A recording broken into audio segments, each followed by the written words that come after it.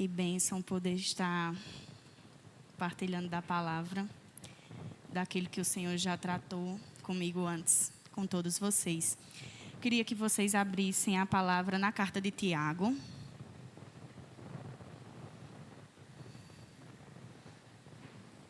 Carta de Tiago,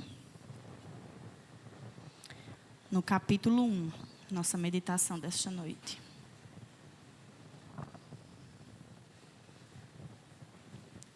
Amém? Tiago, capítulo 1, a partir do verso 2, diz assim: Meus irmãos, tenham por motivo de grande alegria o fato de passarem por várias provações, sabendo que a provação da fé que vocês têm produz perseverança. Ora, a perseverança deve ter ação completa, para que vocês sejam perfeitos e íntegros, sem que nada lhes falte. Amém. Vamos orar? Senhor Deus e Pai, assim como já foi te apresentado, Senhor, pelo teu servo aqui agora há pouco, este momento, eu peço, Senhor, que o Senhor encontre em nossos corações, Pai, um terreno fértil, disposto, Senhor, a absorver, Senhor, daquilo que o Senhor quer tratar conosco essa noite. Nos ensina, Senhor, como um Pai amoroso, que Tu sempre foste conosco, Pai, que o Teu Espírito possa iluminar nossa mente, o nosso coração, para aprendermos mais de Ti, Senhor. Quanto a mim, que o Senhor possa me usar pela Tua rica misericórdia. Em nome de Jesus, amém. Meus irmãos, parece até contraditório, né? Tiago juntar na mesma sentença ou no mesmo assunto as palavras alegria e provação. Parece realmente contraditório, mas parece contraditório porque na nossa mente a provação, ela só traz pranto, a provação só traz lamento, a provação só traz dor. E isso é bem verdade. Mas não é somente isso. Realmente a provação ela é dolorosa. Muito difícil a gente encontrar alguém alegre por estar sendo provado, por estar passando por uma adversidade. Mas, segundo a Bíblia, o que nos encoraja Tiago é exatamente o contrário. Para que a gente tenha alegria por passar pelas provações. E aí, essa beleza que é possível encontrar nas provações, a gente só vai encontrar se a gente puder olhar os pormenores das provações. Entender realmente o que é a aprovação, o objetivo da aprovação, por que o Senhor está nos permitindo passar por isso. Hoje à noite, a gente já louvou, né, que Deus ele é soberano sobre todas as coisas, que Ele tem sobre o seu domínio os principados, as potestades, os reinos, os tronos, e isso é verdade. E é por isso que Ele nos permite também passar por provações. Certo? Então, nesta noite, a gente vai tentar entender o que é que Deus tem para nós nas provações. Amém? A gente vai olhar isso vislumbrando um pouco da soberania de Deus. Não tem como a gente falar sobre a beleza da aprovação, o ensino da aprovação, a finalidade da aprovação, sem a gente olhar para a soberania de Deus. Mas antes disso, voltem aí no verso 1, os olhos de vocês para o verso 1. É interessante a forma como Tiago ele se apresenta aos seus leitores. Se a gente for ler a carta de Tiago, né, os capítulos de Tiago, a gente vai ver que Tiago fala sobre N assuntos. Muitos dos mais variados, mas todos com o sentido de exortação, de admoestação, de apontar alguma fragilidade que aquele povo realmente precisava melhorar e ensiná-los a viver para a glória de Deus. Esse era o objetivo. Então, Tiago ele se apresenta no verso 1 como servo de Deus. E aí os comentaristas, eles levantam algumas sugestões, ou pelo menos duas sugestões de quem era este Tiago que estavam se tratando, de quem é esse autor. E aí a gente tem o Tiago, filho de Zebedeu, né, que não exercia função de liderança, que foi morto, né, por volta de 44 depois de Cristo, foi exatamente o período em que a carta foi escrita. Então, geralmente, as pessoas que não exerciam função de liderança na igreja, elas não escreviam, não ensinavam, não admoestavam, não exortavam. E a outra, e a mais aceita entre os teólogos, é que o Tiago, o autor da carta, é o Tiago, meio-irmão de Jesus. E o curioso a respeito de Tiago é que ele era, sim, um líder, né?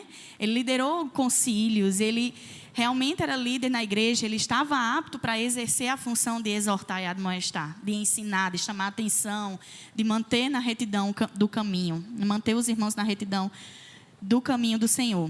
E ele era citado, né, entre os filhos de Maria, mãe de Jesus. Então, Tiago aqui, a maioria dos comentaristas, ele acredita que era realmente o meio-irmão de Jesus. Mas por que eu estou falando isso com tanta veemência? Porque a primeira coisa como Tiago se apresenta é como servo. Tiago, ele não diz, me ouçam porque eu sou o irmão de Jesus. Tiago se apresenta como servo.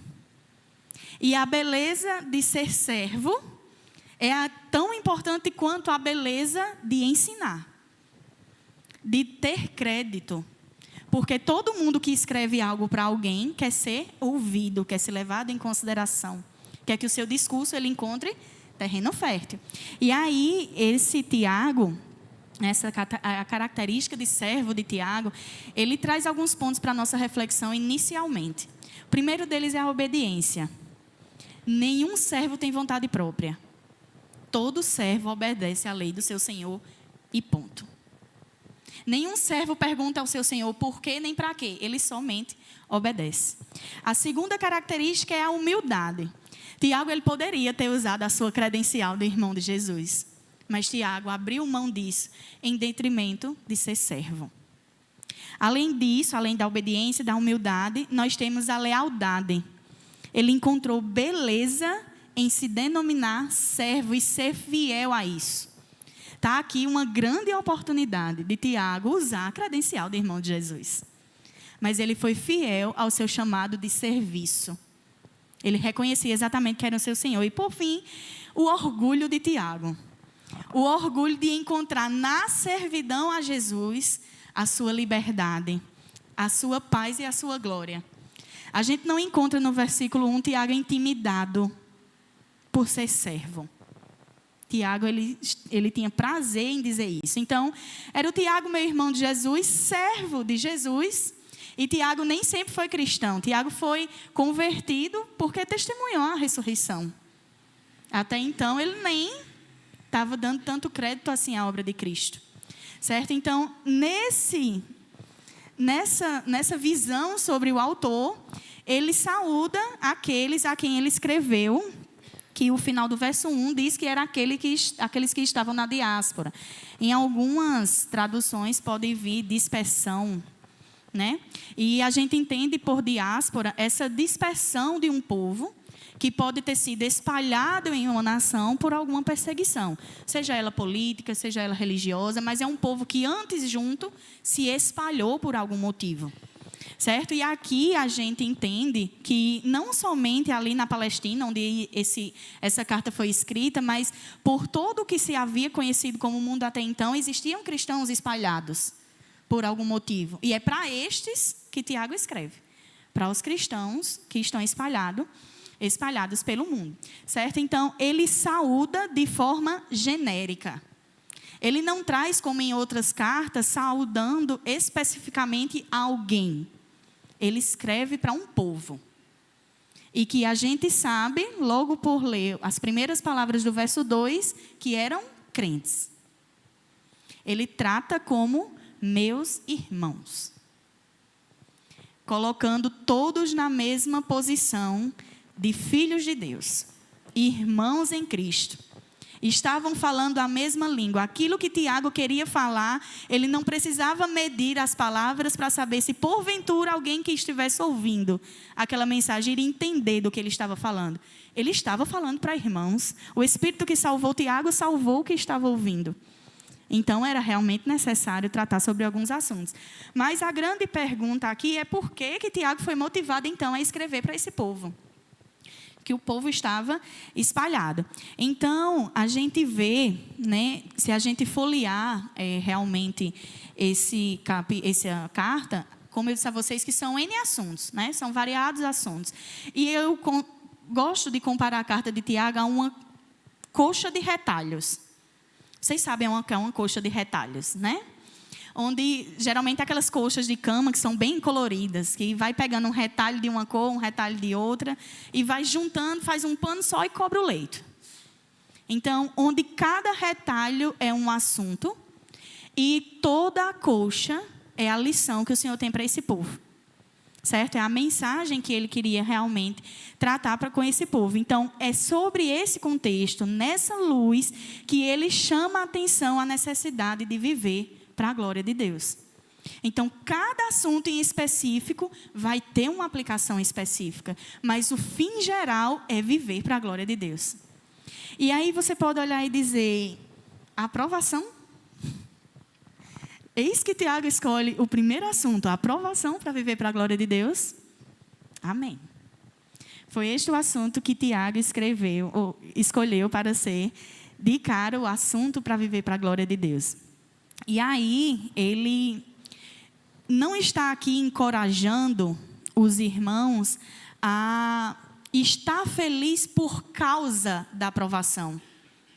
Ele convoca o povo a estar feliz na aprovação. E isso é diferente. Ele não está dizendo aqui, quando vocês forem orar, orem para que o Senhor lhe prove. Ele não está dizendo isso. Ele está dizendo que se porventura você estiver em adversidade, se alegre nisto. Entendem a diferença? Não é por causa da, é durante o processo, não por causa do processo. Certo? Então, a confiança, esse descansar, essa alegria, repousa na soberania. Nós somente nos alegramos numa provação, durante uma provação, se nós soubermos quem nos colocou na provação. Quem nos permitiu viver a provação. E aí, quem já me ouviu falar um pouco sobre a soberania de Deus em outra oportunidade, seja aqui no grupo das mulheres, seja na sala de aula, aí vocês vão lembrar do exemplo da maquete. Né? Talvez algumas. E aí eu vou trazer novamente esse exemplo da maquete para a gente pensar um pouco sobre a soberania de Deus. Quando a gente vai fazer uma maquete, vocês sabem o que é uma maquete, né? A gente vai pegar, geralmente a gente pega isopor, pega um tapume, alguma coisa, para exemplificar uma planta de algum lugar. Por exemplo, a gente quer fazer uma maquete da sede do presidente Médici. Então, a gente vai lá e coloca lá o templo, aí a gente vai desenhando as salinhas, e aí a gente vai colocando cada coisa no seu lugar. A gente vai lá, coloca os bonequinhos, o pessoal do louvor, coloca o pessoal ali na porta da recepção, o pessoal aqui sentado, e a gente vai montando como a gente quer apresentar a maquete daquele lugar. E a nossa vida é exatamente isso. É uma maquete. Só que Deus é quem monta a maquete. Certo? Então, vamos pensar que nós estamos vivendo hoje, agora, numa maquete, onde Deus é que está colocando e mexendo cada pino dela. Eu tenho a minha maquete, Alessandro tem a maquete dele, o irmão Heraldo tem a maquete dele, e existe uma maquete que é comum a todos nós, que é a nossa vida em irmandade. Certo? E o Senhor é quem coloca o bonequinho lá e quem tira o bonequinho na hora que Ele quer. O Senhor é quem permite cada situação acontecer.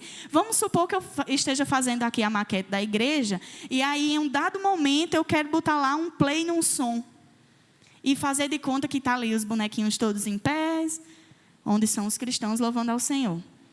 E é exatamente isso que o Senhor nos faz. Em dado momento Ele diz, agora sim. Você vai viver isso aqui. Mas aí a gente lembra que quando a gente faz a maquete, a gente está acima dela, vendo ela ao todo. Controlando tudo.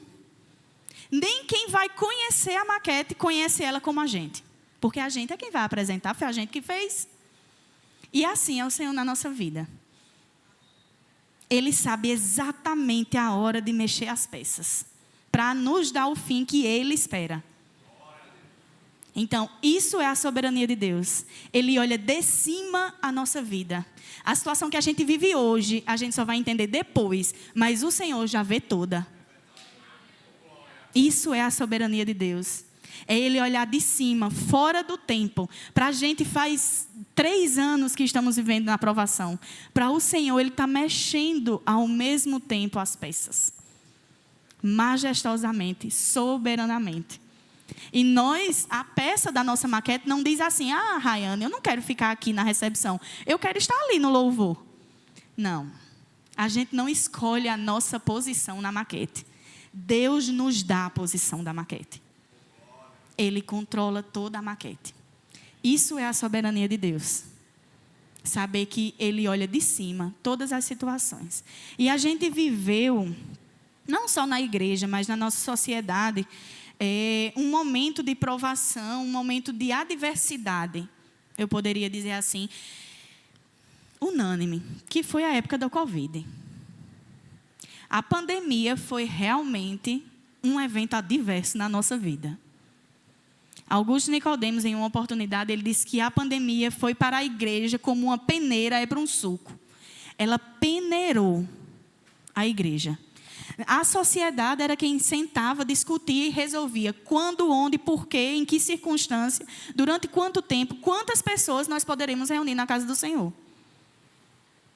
Diferente do momento que nós estamos vivendo aqui hoje, assim como nós ouvimos no testemunho do aniversário da nossa igreja, a gente teve momentos aqui com o pastor, um sonoplasta e uma câmera. Porque a sociedade realmente estava assim. Mas Deus estava olhando aquela maquete de cima. E Ele sabia que nesse momento, aquele momento que a gente viveu, tão tenebroso da pandemia, ia servir como exemplo de amadurecimento na fé cristã. O quanto a gente amadureceu na pandemia, o quanto a saudade de estar na casa do Senhor nos faz estar aqui hoje alegres. Reconhecendo que em um outro momento a gente não teve isso. Então, toda aprovação, ela tem um objetivo. Ela traz para a gente um ensinamento. Assim como tudo que o Senhor faz na nossa vida. Então, a gente vai voltar os nossos olhos aqui para a palavra agora. E Ele vai... Parece que Tiago diz assim: vocês estão achando pouco porque eu estou falando de provações? Eu vou dizer mais. Tenham por motivo de grande alegria o fato de passarem por várias delas. A gente não vai ser provado uma vez e a gente recebe o selo de aprovado ou reprovado e fim. A gente não vai passar por provação uma vez. A gente vai passar por várias delas. Porque cada provação tem uma finalidade específica. Cada provação tem um fim específico, um ensinamento específico, um tratar específico. Por mais que eu tenha vivido a pandemia em circunstâncias diferentes que você viveu. Eu vivi a pandemia em circunstâncias diferentes. Eu não perdi nenhum ente familiar por causa da pandemia. Louvado seja Deus por isso. Talvez você tenha perdido. Mas talvez você tenha vivido a pandemia dentro do seu lar. Com a máxima de fique em casa. Eu vivi a pandemia dentro do hospital. Com todos os meus temores. Que eu dizia a Júnior. Não estou entendendo. O emprego que eu pedi ao Senhor, o Senhor me leva com todas as minhas fragilidades de saúde, asmática, enfim, para dentro de um hospital. E eu nunca peguei Covid. E eu lembro de orar, porque, enfim, em algumas situações, a gente não ligava mais. Teve um tempo que a gente sentia calor e a gente tirava o EPI mesmo, minha gente, porque era quente. A gente tirava a proteção. E eu lembro de um dia que a gente ficou por muito tempo em intercorrência. Um paciente realmente muito grave. E no final de tudo, que aquele homem de 34 anos morreu. Eu olhei para as minhas amigas e disse: o que é que a gente está fazendo aqui? Qual é a finalidade? Porque de tudo que a gente fez, de nada serviu. E nesse exato momento, o Senhor me trouxe à luz. Pronto, foi só o momento em que eu quis tirar aquele cidadão da maquete. O que é que eu ia dizer ao Senhor?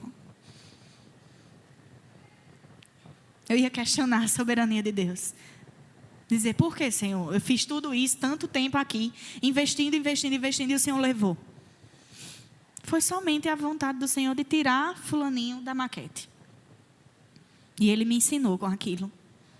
Me ensinou, e hoje eu conto a quem eu posso. Na Rayane, você não tinha medo? Tinha. Todos os dias que eu batia meu ponto para entrar, eu dizia: meu Senhor, me livra. E o Senhor livrou e me ensinou que não era somente o EPI, a minha proteção individual, a minha máscara, não era o meu face shield, não era o meu capote, era o Senhor.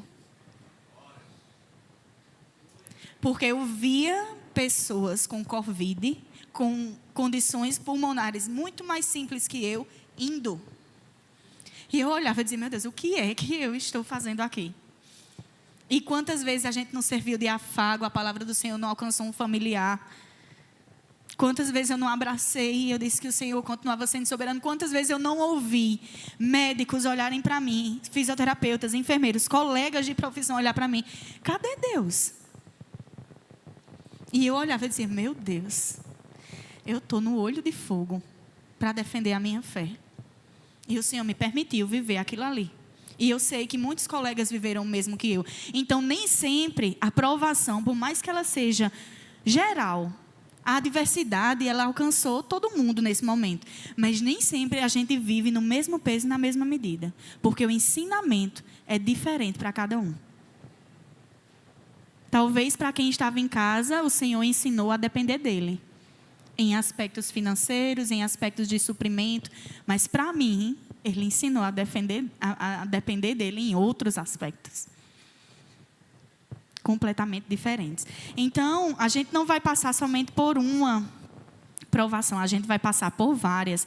Mas Tiago, ele diz aqui, alegrem-se. Tenham por motivo não de alegria, mas de grande alegria. E a gente vai entender nos próximos versos por quê. Então, não é contraditório. Somente a gente vislumbrando a soberania do Senhor é que a gente vai entender o porquê que é possível se alegrar. Mas como é que a gente vai estar alegre por estar em uma situação adversa? Uma situação que a gente não planejou. A gente faz muitos planos. Muitos. Como se aqueles bonequinhos da maquete tivessem vida própria. Mas a gente vê que não é assim. Então, a palavra provação aqui vem do grego peirasmos, que é exatamente uma circunstância diferenciada, uma adversidade, né, que tem a finalidade de amadurecer o caráter cristão. Tiago aqui ele diz que o aperfeiçoamento da nossa fé é o objetivo da provação, sem rodeios. Ele diz que a provação produz perseverança. Então, é no contexto de que seremos perseverantes que Deus nos coloca em provação. Para isto, certo? Então, a perseverança é a capacidade não somente de suportar a adversidade, mas de transformar essa situação em glória. Entendem isso? Eu não poderia estar testemunhando para vocês do quanto eu penei no Covid em âmbito hospitalar se eu não tivesse tido lá. Eu estaria anunciando, escutado de alguém e contando a alguém, lá como João traz nas cartas, a diferença de anunciar e testemunhar. Para testemunhar eu tenho que viver. E esse é o propósito da aprovação. Certo? Então, a missionária Ana tinha dito aqui, umas quartas-feiras atrás, que a gente não tem mais escutado testemunhos. A gente não está sendo provado. A gente não tem vivido situações adversas. O Senhor não está nos ensinando. Estamos confortáveis. A grande verdade é que a gente não sabe a provação que o nosso colega do lado, nosso irmão do lado, está vivendo. A gente não sabe. A gente não faz ideia. Às vezes é até a mesma família. E a gente não sabe. Eu e minha mãe, por exemplo, a gente viveu uma adversidade na minha casa. Com o meu filho, irmão, com o filho dela e meu irmão. E que a gente orou. E eu não sei a oração que ela fez, nem ela sabe a oração que eu fiz pela vida dele. Mas hoje eu vejo um homem de Deus. Hoje eu consigo ver no meu irmão um homem de Deus. E todas as vezes que eu vejo isso, eu lembro das orações que eu fiz diante do Senhor. E não que Ele seja isso por causa disso. Mas eu sei que Deus ouviu. E que Deus molda. E que Deus ensina que a oração realmente pode demais. Eu sei que alguém já orou por mim. E por isso o Senhor alcançou Então, não desanimemos nas nossas orações. Talvez na nossa vida a gente diz, faz tanto tempo que eu oro pela salvação da minha família, como Ana mesmo já falou aqui, e que a gente é testemunha disso. Mas para Deus que está vendo a maquete de cima, a gente está orando agora. E no momento que Ele quiser, Ele coloca fulano na maquete. E um dia, quem sabe, a gente não testemunha sobre isso. Do momento adverso que a gente viveu, de joelhos, orando por alguém. Né? Além disso, ele vai dizer nos versos, verso 4. A perseverança, né, ele já está levando em consideração que você foi provado, que você foi perseverante. Aí ele diz, agora a perseverança deve ter sua ação completa para que vocês sejam perfeitos, íntegros e sem que nada lhes falte. E uma coisa que eu quero chamar a atenção é que nada lhes falte não é o dinheiro, não é o alimento, não é o carro, não é sua casa. O que nada lhes falte é nenhuma característica seja encontrado faltoso em você, para que você esteja no caráter de Cristo, no molde de Cristo. Essa é a falta que ele está falando aqui. Caráter cristão, não financeira. Certo? Então, ao contrário, né, do que a teologia contemporânea nos diz, que nós vamos ter uma vida de regalia calma, tranquila, sossegada no reino. Tiago está dizendo que a gente vai passar por várias provações. E é para a gente se alegrar nisso. E aí, a gente vai entender que a finalidade da provação, ao nos produzir perseverança, é nos fazer perfeitos, íntegros e sem falta. Então, a perseverança na aprovação, ele nos torna perfeitos pela maneira como enfrentamos cada uma das adversidades da nossa vida. Nos qualificando, nos moldando, imprimindo em nós o molde de Cristo. Porque, assim como nós aprendemos nas cartas de João, existe uma forma. E a forma, ela não muda a forma dela para que você se encaixe como você é. Você é que tire um pedaço de você para você se encaixar na forma. Esse é o padrão de Deus. Então, a aprovação, ela nos torna perfeito nesse aspecto. A perseverança na aprovação também, ele nos torna íntegros na medida que ele nos aproxima daquilo que Cristo diz. Esse é o padrão. Então, toda vez que a gente é provado, a gente aprende uma coisa diferente e a gente vai se tornando mais parecido com Cristo. Além disso, a perseverança na aprovação nos torna completos e sem falta. Porque ela vai fechando as arestas, vai eliminando as incapacidades, vai corrigindo as nossas falhas. Então, a Rayane, que passou pela aprovação passada, vai trazer dessa aprovação a experiência para enfrentar a próxima. Então, as arestas encontradas na passada, elas são fechadas. As falhas são eliminadas. E porventura possa ter outra, mas nessa vai ser aperfeiçoada para a próxima. Esse é o sentido de passar por várias, sucessivas vezes, até chegar no padrão sem falta.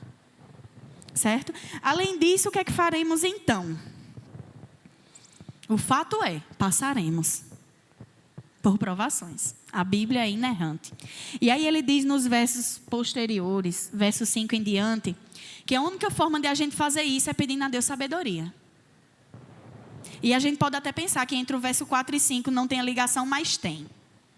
Você só vai passar pela aprovação, alegrando-se no Senhor, produzindo perseverança, para que seja perfeito, se você tiver sabedoria. E aí ele diz nesses versos, como Deus dá e como pedir. Ele diz, peça com fé, sem duvidar que de Deus vem a sabedoria. Porque Ele lhe dá por completo. Ele lhe dá por completo. Então, a capacidade que a gente tem de passar pela adversidade não vem de nós. É o Senhor que está de cima, olhando a adversidade, é Ele quem está nos dando o escape. É Ele quem nos ensina a passar por ela. Mas para isso a gente precisa pedir sabedoria. E é através da sabedoria que Ele nos faz passar por essas provações. Então, à medida em que Ele diz, você vai passar, Ele diz, é possível que você faça isso com Deus. É possível que você faça isso com Deus. E aí, lá no verso 12, para a gente encerrar, voltem os olhos de vocês para o verso 12. Nesse trecho, ele vai trazer a diferença de provação e tentação. Certo? A provação é algo que realmente o Senhor te permite viver. A tentação é fruto da tua carne. A gente não pode dizer, e é isso que Tiago está dizendo nesses versos, que nós somos tentados por Deus. Porque nós não somos. A concupiscência, o desejo de pecar que existe na nossa carne é que nos faz ser tentados. Então é por isso que a Bíblia diz, se você é frágil nisso, tire os seus olhos, santo, disso. Por que você é frágil em X e você lida com isso o tempo inteiro na sua vida? Por que você alimenta o desejo da sua carne com coisas que são tão fáceis de te pegar no pecado? E a palavra diz que quanto mais a gente se aproxima daquilo que é prazeroso para a nossa carne, mais fácil é de a gente cair no erro do pecado. E caindo no erro do pecado, qual é a consequência do pecado? A morte. É isso que Tiago está dizendo. Mas essa circunstância não é do Senhor, é da sua carne. É diferente da provação. O Senhor não nos prova para o mal. O Senhor nos prova, como diz o fim, o fim do verso 4, para que nós sejamos perfeitos, íntegros e sem falta. O Senhor não nos coloca na provação para que a gente peque. Então, é diferente. Tentação e provação é diferente. Mas aí no verso 12, a gente encontra assim, um afago, um abraço do Senhor. Ele diz, Tiago diz, você vai passar por uma, duas, não muitas provações. Você, para isso... Você com isso vai ser aperfeiçoado para chegar nesse estado de perfeição. Você vai pedir sabedoria ao Senhor, porque tão somente assim você vai conseguir, mas tem outra finalidade. Verso 12, voltem os olhos para o verso 12. Bem-aventurado é aquele que suporta com perseverança a aprovação, porque depois de ter sido aprovado, receberá a coroa da vida, para a qual o Senhor prometeu aos que o amam. Nós receberemos a coroa da vida. O Senhor nos prova para sermos perfeitos e no fim de tudo, nós receberemos a coroa da vida. E essa palavra coroa, ela tem alguns significados simbólicos. Era utilizada antigamente em momentos de muita alegria. Era utilizada aquela coroa de flores quando alguns atletas alcançavam êxito, né? A gente vê até hoje em dia nas Olimpíadas aquele pessoal, os atletas com a coroa de flores, aqueles melhores atletas sendo homenageados com coroa de flores. Então, essa coroa que também é usada por reis e rainhas, aqui, ela nos é dada por Deus. É isso que é nos reservado. Então, amados irmãos, a grande pergunta não é para quê, não é por quê, é com que finalidade, Senhor? Quando a gente pedir sabedoria para suportar o processo, a gente peça discernimento para compreender o processo. Porque todo ele tem uma finalidade. Todo ele tem. E isso é o que a palavra nos garante. Então, vamos pensar então em 3 verdades, para que a gente possa agradecer ao Senhor por essa lição. A primeira delas é que no cristão encontra-se uma alegria incircunstancial, independente de circunstância. Porque se o cristão está alegre na provação, ele está alegre em qualquer outra situação. Porque não é do que a gente vive que a gente se alegra. É por quem a gente vive que a gente se alegra. É diferente a gente passar por uma situação adversa sozinho. E é diferente a gente saber quem está conosco. É muito bom a gente saber que tem um irmão orando conosco. Colocar a nossa intenção de oração no nosso caderno.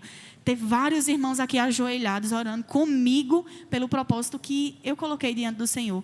Mas saber que Deus está lá de cima, olhando a maquete e ouvindo a minha oração, é perfeito.